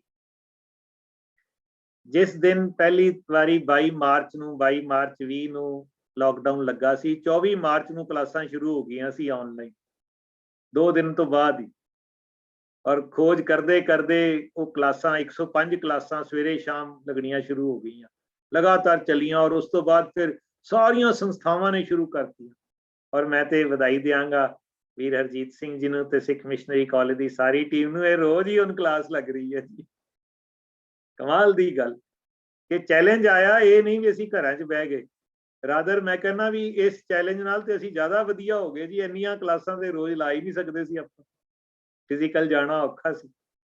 ਸੋ ਸੁਚੱਜੀ ਵਰਤੋਂ ਪੰਜਾਬ ਦੇ ਬੱਚਿਆਂ ਨੂੰ, ਗੁਰਸਿੱਖ ਬੱਚਿਆਂ ਨੂੰ ਸਿਖਾਣੀ ਬਹੁਤ ਜ਼ਿਆਦਾ ਜ਼ਰੂਰੀ ਹੈ। ਇਹਦੇ ਬਾਰੇ ਸਾਨੂੰ ਪ੍ਰੇਰਨਾ ਕਰਨੀ ਚਾਹੀਦੀ। ਔਰ ਅਸੀਂ ਇਹ ਕਹਿ ਰਹੇ ਹਾਂ ਕਿ make intelligent use of internet. ਜਿਹੜੇ ਜਿਹੜੇ ਬੱਚਿਆਂ ਨੇ ਇੰਟੈਲੀਜੈਂਟ ਯੂਜ਼ ਕੀਤਾ ਉਹ ਅੱਗੇ ਨਿਕਲ ਗਏ। 10ਵੀਂ ਦੀ ਇੱਕ ਬੱਚੀ ਨੇ ਗੂਗਲ ਦਾ ਅਲਰਟ ਲਗਾਇਆ ਸੀ, ਗੂਗਲ ਅਲਰਟ। ਮੈਂ 1 ਮਿੰਟ ਚੈਟ ਵਿੱਚ ਲਿਖ ਦੇਣਾ ਜੀ, ਬੜੀ ਕਮਾਲ ਦੀ ਚੀਜ਼ ਹੈ ਜੀ। Google alert, Google alert is like your PA. ਤੁਹਾਨੂੰ ਸਰਚਿੰਗ ਕਰਨ ਦੀ ਲੋੜ ਨਹੀਂ, ਸਰਫਿੰਗ ਕਰਨ ਦੀ ਲੋੜ ਨਹੀਂ। ਤੁਸੀਂ ਗੂਗਲ ਨੂੰ ਕਹੋ ਵੀ ਇਹਦੇ ਬਾਰੇ ਸੰਸਾਰ 'ਚ ਕਿਤੇ ਵੀ ਕੁਝ ਹੋਵੇ ਮੈਨੂੰ ਮੇਲ ਕਰ, ਤੇ ਗੂਗਲ ਬੜੇ ਪਿਆਰ ਨਾਲ ਪੁੱਛਦਾ ਵੀ ਰੋਜ਼ ਕਰਿਆ ਕਰਾਂਗੇ, ਹਫ਼ਤੇ ਬਾਅਦ ਕਰਿਆ ਕਰਾਂ। ਤੁਸੀਂ ਜਿਹੜੀ ਮਰਜ਼ੀ ਆਪਸ਼ਨ ਟਿਕ ਕਰ ਦਿਓ। 2010 ਦੀ ਗੱਲ ਹੈ ਜੀ। ਇੱਕ ਬੱਚੀ ਨੇ, 10ਵੀਂ ਪੜ੍ਹਦੀ ਬੱਚੀ ਨੇ, 8 ਦੀ ਗੱਲ ਹੈ, 10ਵੀਂ ਪੜ੍ਹਦੀ ਬੱਚੀ ਨੇ ਗੂਗਲ ਅਲਰਟ ਲਗਾਇਆ, ਇੰਟਰਨੈਸ਼ਨਲ ਐਸੇ ਕੰਪੀਟੀਸ਼ਨ ਫॉर ਯੂਥ। ਜਿੱਥੇ ਜਿੱਥੇ ਵੀ ਇੰਟਰਨੈਸ਼ਨਲ ਐਸੇ ਹੁੰਦੇ ਸੀ ਉਹਨੂੰ ਇਨਫੋਰਮੇਸ਼ਨ ਆ ਜਾਂਦੀ ਸੀ। ਜਿਹੜੇ ਨਹੀਂ ਸੀ ਕੰਮ ਦੇ ਛੱਡ ਦਿੰਦੀ। ਇੱਕ ਦਿਨ ਆਇਆ ਜੀ, ਵੈਲਿਊਜ਼ ਆਫ ਲਾਈਫ ਤੇ ਐਸੇ ਲਿਖੋ। ਸਹਿਜ ਪਾਠ ਕਰਦੀ ਸੀ ਬੱਚੀ, ਉਹਨੇ ਵੈਲਿਊਜ਼ ਆਫ ਲਾਈਫ ਤੇ ਐਸੇ ਲਿਖ ਦਿੱਤਾ। ਉਹ ਸਿਲੈਕਟ ਹੋ ਗਈ।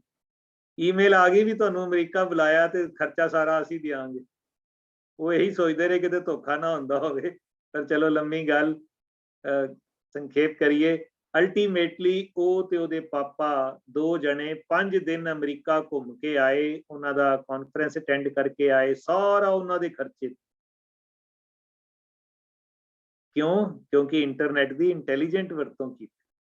12ਵੀਂ ਪੜ੍ਹਦੀ ਇੱਕ ਬੱਚੀ ਨੂੰ ਇਕਨੋਮਿਕਸ ਦਾ ਟੀਚਰ ਵਧੀਆ ਨਹੀਂ ਮਿਲ ਰਿਹਾ ਸੀ। ਉਹਨੇ ਬੜੀ ਕੋਸ਼ਿਸ਼ ਕੀਤੀ, ਪਾਪਾ ਨੂੰ ਕਿਹਾ, ਟਿਊਸ਼ਨ ਰੱਖੀ, ਸੈਟੀਸਫਾਈ ਨਾ ਹੋਈ। ਕਿਸੇ ਨੇ ਕਿਹਾ YouTube ਤੋਂ ਟਰਾਈ ਕਰ। ਇੱਕ ਨੋਬਲ ਲੌਰੀਏਟ ਦੀ ਵੀਡੀਓ ਉਸ ਸਬਜੈਕਟ ਦੀ ਉਹਨੇ ਸੁਣੀ, ਉਹਨੂੰ ਬੜੀ ਚੰਗੀ ਲੱਗੀ। ਉਹਨੇ ਉਹਦੀਆਂ ਸਾਰੀਆਂ ਵੀਡੀਓਜ਼ ਸੁਣਨੀਆਂ ਸ਼ੁਰੂ ਕਰਤੀਆਂ। ਜਿੱਥੇ ਨਾ ਸਮਝ ਆਏ ਉਹਨੂੰ ਈਮੇਲ ਕੀਤੀ ਔਰ ਉਹ ਨੋਬਲ ਲੌਰੀਏਟ ਨੇ ਜਵਾਬ ਦੇਣਾ ਸ਼ੁਰੂ ਕਰ ਦਿੱਤਾ। ਮਤਲਬ ਇਹ ਕਨੈਕਟੀਵਿਟੀ ਸਾਡੇ ਬਚਪਨ 'ਚ ਨਹੀਂ ਸੀ, ਜਿਹੜੀ ਅੱਜ ਦੇ ਨੌਜਵਾਨ ਨੂੰ ਅਵੇਲੇਬਲ ਹੋ ਰਹੀ ਹੈ। ਸੋ ਸਿਰਫ ਲੋੜ ਹੈ ਇੰਟੈਲੀਜੈਂਟ ਯੂਜ਼ ਆਫ ਇੰਟਰਨੈਟ ਅਸੀਂ ਸਿਖਾਈਏ ਆਪਣੇ ਬੱਚਿਆਂ ਨੂੰ। ਸਮਾਂ ਸੀਮਤ ਹੈ, ਮੈਂ ਇੱਥੇ ਜ਼ਿਆਦਾ ਗੱਲ ਹੋਰ ਨਹੀਂ ਕਰਦਾ ਜੀ। ਜਿਹੜੀ ਉਹ ਗੱਲ ਮੈਂ ਪਹਿਲਾਂ ਕੀਤੀ ਹੈ ਕਿ ਜਿਹੜੇ ਹਨ ਵਜ਼ੀਫੇ ਦੇਣ ਵਾਲੇ ਜ਼ਿਆਦਾ ਨੇ, ਲੈਣ ਵਾਲੇ ਘੱਟ ਨੇ। ਸੋ ਆਪਣੇ ਬੱਚਿਆਂ ਨੂੰ ਤਿਆਰ ਕਰੀਏ, ਮੱਥਾ ਮਾਰੋ, ਅਪਲਾਈ ਕਰੋ, ਭੇਜੋ। ਔਰ YouTube ਤੇ ਲਗਭਗ ਹਰ ਵਿਸ਼ੇ ਦੇ ਜਿਹੜੀਆਂ ਚੀਜ਼ਾਂ ਪਈਆਂ ਜੀ। ਇਹ ਟਿਊਸ਼ਨਾਂ, ਕੋਚਿੰਗ ਸੈਂਟਰ ਖਤਮ। ਬਸ ਅਗਰ ਅਸੀਂ ਆਪਣੇ ਸਕੂਲ ਪੜ੍ਹਦੇ ਬੱਚੇ ਨੂੰ ਇੱਕ ਜਾਗ ਲਗਾ ਦਈਏ ਸੈਲਫ ਸਟੱਡੀ ਦੀ। ਹੁਣ ਤੱਕ ਹੈਗੀ ਹੈ ਵੀ ਟਿਊਸ਼ਨ ਲੈਣੀ ਹੈ, ਕੋਚਿੰਗ ਲੈਣੀ ਹੈ, ਉਂਗਲ ਫੜ ਕੇ ਉਹ ਤੁਹਾਨੂੰ ਪੜ੍ਹਾਉਣਗੇ। ਲੈਣ ਜਾਓ, ਛੱਡਣ ਜਾਓ ਬੱਚਿਆਂ ਦੀ, ਸਾਰਾ ਦਿਨ ਇਧਰੋਂ ਸਕੂਲ, ਇਧਰੋਂ ਟਿਊਸ਼ਨਾਂ, ਹੋਰ ਕੋਈ ਲਾਈਫ ਹੀ ਖਤਮ ਹੋ ਜਾਂਦੀ ਹੈ ਬੱਚਿਆਂ। ਪਰ ਜੇ ਬੱਚਿਆਂ ਨੂੰ YouTube ਤੋਂ ਲੱਭ ਕੇ ਅੱਛੀਆਂ ਚੀਜ਼ਾਂ ਪਤਾ ਲੱਗ ਜਾਣ। ਅਸੀਂ ਇੱਕ ਕੋਸ਼ਿਸ਼ ਕੀਤੀ ਜੀ, ਆ ਜਿਹੜਾ ABC ਕੰਪੇਨ ਮੈਂ ਦੱਸੀ ਹੈ, ਐਸਪੀਰੇਸ਼ਨ ਬਿਲਡਿੰਗ ਕੈਂਪੇਨ, ਇਹਦੀ ਵੈਬਸਾਈਟ ਹੈਗੀ ਹੈ ਜੀ abcreaders.org। ABC ਰੀਡਰਸ, ਬਸ ਇੰਨੀ ਕੁ ਸਿੰਪਲ ਗੱਲ ਹੈ। ਤੇ ਅਸੀਂ ਉਹਦੇ 'ਚ ਜਿਹੜਾ ਤੀਸਰਾ ਰਾਊਂਡ ਸੀ, ਉਹਦੇ 'ਚ ਇੱਕ ਪਾਤਾ ਕਿ ਤੁਸੀਂ ਕਿਹੜੇ ਕਿਹੜੇ YouTube ਚੈਨਲ ਫੋਲੋ ਕਰਦੇ। ਲਗਭਗ 100-150 ਬੱਚਿਆਂ ਨੇ ਜਿਹੜੇ YouTube ਚੈਨਲ ਲਿਖੇ। ਮਜ਼ਾ ਆ ਗਿਆ ਜੀ, ਸਾਨੂੰ ਵੀ ਨਹੀਂ ਸੀ ਪਤਾ ਵੀ ਐਡੇ ਵਧੀਆ YouTube ਚੈਨਲ ਹੈਗੇ। ਸੋ ਉਹ ਲਿਸਟਾਂ ਮੈਂ ਸੋਚਦਾ ਸਾਨੂੰ ਆਪਣੇ ਸਿੱਖ ਫੁਲਵਾੜੀ ਛਾਪਣੀਆਂ ਚਾਹੀਦੀਆਂ। ਮੈਂ ਤੇ ਕਹਿੰਦਾ ਵੀ ਵੀਰ ਜੀ, ਅਗਰ ਯੋਗ ਸਮਝੋ, ਅੱਧਾ ਪੇਜ, ਇੱਕ ਪੇਜ ਵਿਦਿਅਕ ਪ੍ਰਫੁੱਲਤਾ ਦੇ ਲਾ ਦਈਏ ਆਪਾਂ। ਔਰ ਬੜੀ ਇਹਦੇ ਨਾਲ ਉਤਸ਼ਾਹ ਬਣੇਗਾ। ਸਾਡੇ ਬੱਚਿਆਂ ਨੂੰ ਦੱਸੀਏ ਕਿਵੇਂ ਪੜ੍ਹਨਾ ਹੈ, ਕਿਵੇਂ ਨੋਟਸ ਬਣਾਉਣੇ ਨੇ, ਕਿਹੜੇ ਕਿਹੜੇ ਕਰੀਅਰ ਨੇ, ਇੰਗਲਿਸ਼ ਮੈਥਸ ਦੇ ਕਿਹੜੇ ਨੁਕਤੇ ਨੇ, ਚੰਗੇ ਚੈਨਲਾਂ ਦੀ ਸੂਚੀ ਉਹਦੇ ਤੇ ਪਾ ਦਈਏ ਤੇ ਅਸੀਂ ਆਪਣੇ ਬੱਚਿਆਂ ਨੂੰ ਇੰਟਰਨੈਟ ਦੀ ਇੰਟੈਲੀਜੈਂਟ ਯੂਜ਼ ਸਿਖਾ ਸਕਦੇ ਹਾਂ ਤੇ ਪੈਸੇ ਵੀ ਬਚਣਗੇ ਉਹਨਾਂ ਬੱਚਿਆਂ ਦੇ, ਕੋਈ ਟਿਊਸ਼ਨ ਦੀ ਲੋੜ ਨਹੀਂ। ਔਰ ਇਹ ਆਉਣ ਵਾਲੇ ਸਮੇਂ 'ਚ ਸਭ ਖਤਮ ਹੋ ਜਾਣੇ ਜੀ ਇਹ ਕੋਚਿੰਗ ਸੈਂਟਰ। ਜਿਵੇਂ ਜਿਵੇਂ ਲੋਕ ਸਿਆਣੇ ਹੋਈ ਚੱਲਣਗੇ ਉਹ ਇਹਦਾ ਜਿਹੜਾ ਹੈ ਉਹ ਲਾਭ ਲੈਂਦੇ ਰਹਿਣਗੇ। ਸੋ ਵਜ਼ੀਫਿਆਂ ਦੀ ਗੱਲ ਅਸੀਂ ਕਰ ਚੁੱਕੇ ਹਾਂ। ਓਪਨ ਕੋਰਸਿਸ, ਇਹਨੂੰ ਮੂਕ ਕਹਿੰਦੇ ਨੇ, MOOC, massive open online courses. ਆ ਪਿਛਲੇ 2 ਸਾਲਾਂ ਵਿੱਚ ਜਿਹੜੇ ਬੱਚੇ ਫ੍ਰੀ ਸੀ ਮੈਂ ਸਾਰਿਆਂ ਨੂੰ ਕਿਹਾ ਵੀ ਮੂਕ ਕਰੋ। ਇੱਕ ਬੱਚੇ ਨੇ 7-8 ਸਰਟੀਫਿਕੇਟ ਉਹਦੇ ਕਹਿ ਗਏ। ਯੂਨੀਵਰਸਿਟੀ ਆਫ ਲੰਡਨ ਤੋਂ ਮੈਂ ਹਫਤੇ ਦਾ ਇਹ ਕੋਰਸ ਕੀਤਾ ਹੈ ਜੀ, ਹਾਰਵਰਡ ਯੂਨੀਵਰਸਿਟੀ ਦਾ 3 ਦਿਨ ਦਾ ਮੈਂ ਇਹ ਕੋਰਸ ਕੀਤਾ ਹੈ ਜੀ। ਔਰ ਕਮਾਲ ਦੀ ਗੱਲ, ਬਹੁਤੇ ਮੂਕ ਫ੍ਰੀ ਨੇ। ਹਾਂ, ਤੁਸੀਂ ਸਰਟੀਫਿਕੇਟ ਲੈਣਾ ਹੋਵੇ ਤੇ ਸਰਟੀਫਿਕੇਟ ਦੀ ਥੋੜੇ ਜਿਹੇ ਚਾਰਜਿਸ ਉਹ ਰੱਖ ਲੈਂਦੇ ਨੇ, ਤੇ ਮੈਂ ਜਿਹੜੇ ਨਹੀਂ ਚਾਰਜਿਸ ਦੇ ਸਕਦੇ ਮੈਂ ਕਹਿੰਦਾ ਗਿਆਨ ਤੇ ਹਾਸਲ ਕਰ ਲਓ, ਫ੍ਰੀ ਗਿਆਨ ਮਿਲਦਾ ਪਿਆ ਜੀ।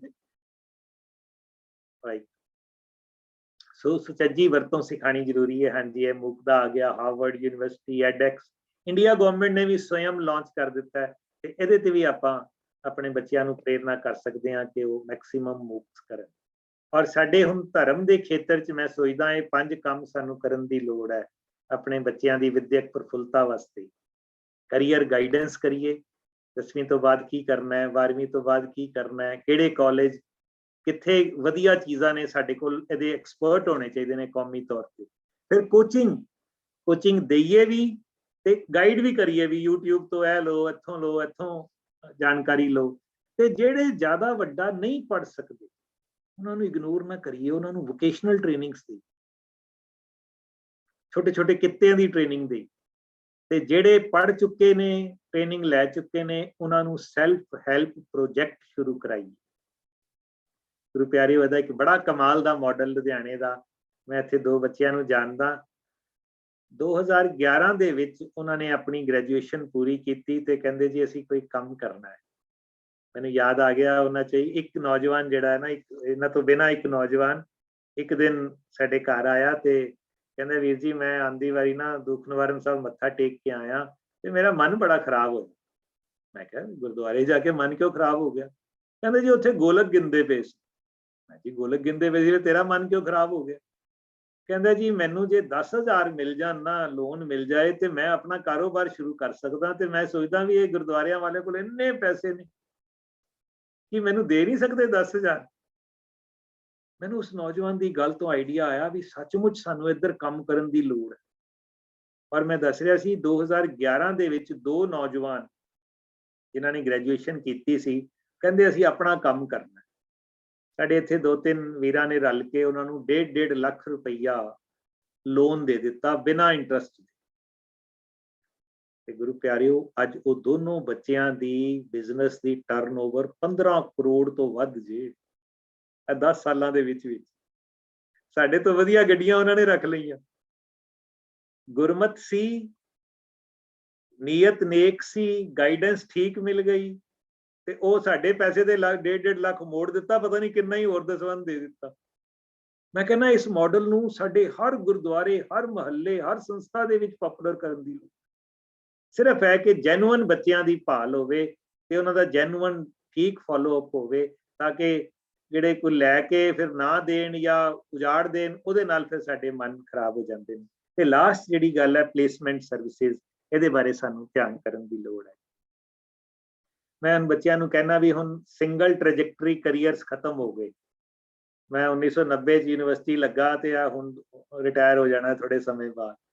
ਇੱਕੋ ਜਗ੍ਹਾ ਤੇ ਲੱਗੇ, ਉੱਥੋਂ ਹੀ ਰਿਟਾਇਰ ਹੋ ਗਏ। ਇਹ ਵਾਲਾ ਕਰੀਅਰ ਸਮਾਂ ਹੁਣ ਗਿਆ, ਸਰਕਾਰੀ ਨੌਕਰੀਆਂ ਨਹੀਂ ਨੇ।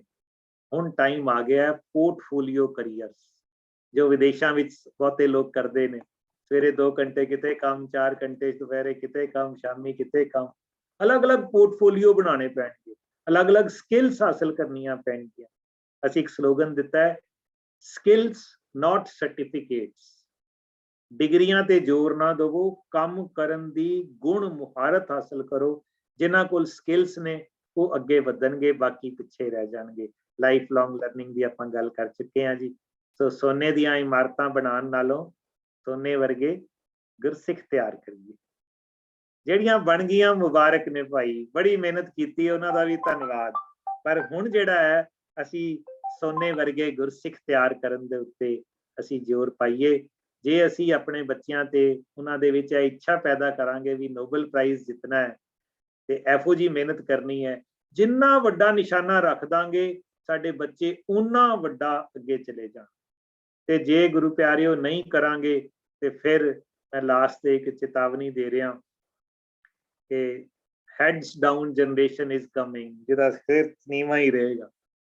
ਕਹਿਣ ਨੂੰ ਉਹ ਮੋਬਾਈਲ ਨੂੰ ਦੇਖਦੇ ਹੋਣਗੇ, ਪਰ ਨਹੀਂ, ਇਹ ਗੈਜਟਸ ਦਾ ਓਵਰ ਯੂਜ਼ ਸਾਨੂੰ ਖਰਾਬ ਕਰ ਰਿਹਾ ਹੈ, ਸਾਨੂੰ ਤਬਾਹ ਕਰ ਰਿਹਾ ਹੈ। ਸਾਨੂੰ ਕੌਮੀ ਤੌਰ ਦੇ ਉੱਤੇ ਸਾਡੇ ਸਾਰੇ ਗੁਰਦੁਆਰਿਆਂ ਵਿੱਚ, ਸਾਰੀਆਂ ਸੰਸਥਾਵਾਂ 'ਚ ਇਸ ਗੱਲ ਦੀ ਗੱਲ ਹੋਣੀ ਚਾਹੀਦੀ ਹੈ ਕਿ ਅਸੀਂ ਆਪਣੇ ਬੱਚਿਆਂ ਨੂੰ ਵੱਡਾ ਸੋਚਣ, ਵੱਡੀ ਇੱਛਾ ਰੱਖਣ ਲਈ ਤਿਆਰ ਕਰੀਏ, ਫਿਰ ਉਹਨਾਂ ਨੂੰ ਮਾਹੌਲ ਦੇਈਏ, ਉਹਨਾਂ ਦੀ ਮਦਦ ਕਰੀਏ, ਉਹਨਾਂ ਨੂੰ ਕਰੀਅਰ ਗਾਈਡੈਂਸ ਦੇਈਏ, ਉਹਨਾਂ ਨੂੰ ਇਹੋ ਜਿਹੇ ਵਜ਼ੀਫੇ ਲੈਣ ਵੱਲ ਮਦਦ ਕਰੀਏ ਤਾਂ ਕਿ ਸਾਡੀ ਕੌਮ ਵਿਦਿਅਕ ਤੌਰ ਦੇ ਉੱਤੇ ਵੀ ਸੰਸਾਰ ਦੇ ਵਿੱਚ ਇਹ ਆਪਣਾ ਨਾਮ ਬਣਾ ਸਕੇ। ਗੁਰੂ ਪਾਤਸ਼ਾਹ ਬਖਸ਼ਿਸ਼ ਕਰਨ। ਇੰਨੇ ਅੱਖਰਾਂ ਨਾਲ ਖਿਮਾ ਦਾ ਜਾਚਕ ਹਾਂ। ਆਪ ਜੀ ਗਾਈਡ ਕਰਨਾ, ਸੁਝਾਅ ਦੇਣਾ ਕਿ ਹੋਰ ਇਹਨਾਂ ਲਹਿਰਾਂ ਨੂੰ ਕਿਵੇਂ ਵਧੀਆ ਕਰ ਸਕਦੇ ਹਾਂ ਤੇ ਇਹੋ ਜਿਹੀਆਂ ਜਿਹੜੀਆਂ ਕੰਪੇਨਸ ਨੇ ਇਹ ਹੋਰ ਕਿਵੇਂ ਵਧੀਆ ਚੱਲ ਸਕਦੀਆਂ ਹਨ। ਵਾਹਿਗੁਰੂ ਜੀ ਕੀ ਫਤਿਹ।